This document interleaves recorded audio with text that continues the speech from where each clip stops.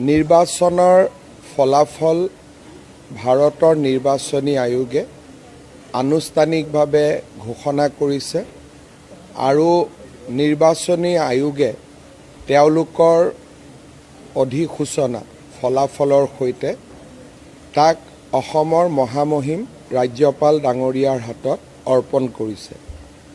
গণতান্ত্ৰিক প্ৰমূল্য আৰু পৰম্পৰা ৰক্ষা কৰি নিৰ্বাচনী আয়োগৰ অধিসূচনা ওলোৱাৰ ঠিক পিছতেই মই অসমৰ মুখ্যমন্ত্ৰী হিচাপে মোৰ পদত্যাগ পত্ৰ অসমৰ ৰাজ্যপাল মহোদয়ৰ হাতত অৰ্পণ কৰোঁ আৰু সমান্তৰালভাৱে অসম বিধানসভা চলিত অসম বিধানসভাখনি ভংগ কৰি দিয়াৰ বাবেও তেখেতক মই অনুৰোধ জনাওঁ।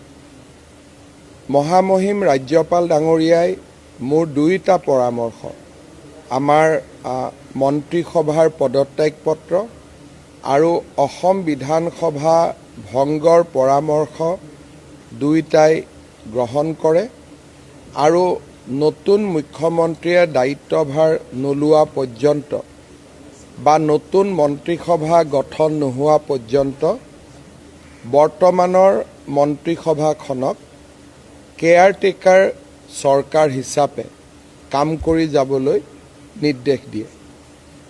মই ভাবোঁ যে খুব সোনকালে নতুন চৰকাৰ গঠন হ'ব আৰু নতুন বিধানসভাও গঠন হ'ব।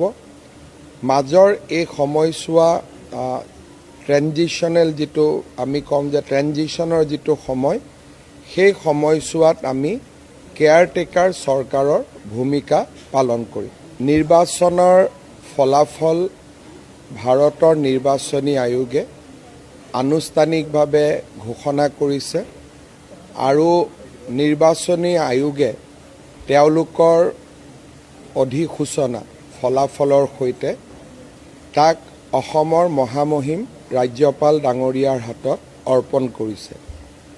গণতান্ত্ৰিক প্ৰমূল্য আৰু পৰম্পৰা ৰক্ষা কৰি নিৰ্বাচনী আয়োগৰ অধিসূচনা ওলোৱাৰ ঠিক পিছতেই মই অসমৰ মুখ্যমন্ত্ৰী হিচাপে মোৰ পদত্যাগ পত্ৰ অসমৰ ৰাজ্যপাল মহোদয়ৰ হাতত অৰ্পণ কৰোঁ আৰু সমান্তৰালভাৱে অসম বিধানসভা চলিত অসম বিধানসভাখনি ভংগ কৰি দিয়াৰ বাবেও তেখেতক মই অনুৰোধ জনাওঁ।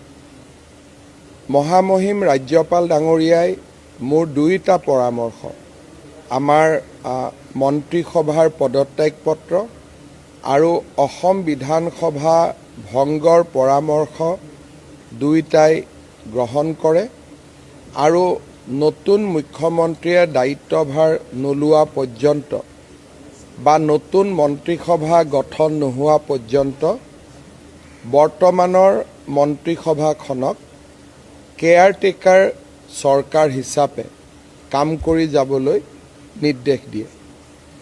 মই ভাবোঁ যে খুব সোনকালে নতুন চৰকাৰ গঠন হ'ব আৰু নতুন বিধানসভাও গঠন হ'ব। মাজৰ এই সময়ছোৱা ট্ৰেনজিশ্যনেল যিটো আমি ক'ম যে ট্ৰেনজিশ্যনৰ যিটো সময়, সেই সময়ছোৱাত আমি কেয়াৰটেকাৰ চৰকাৰৰ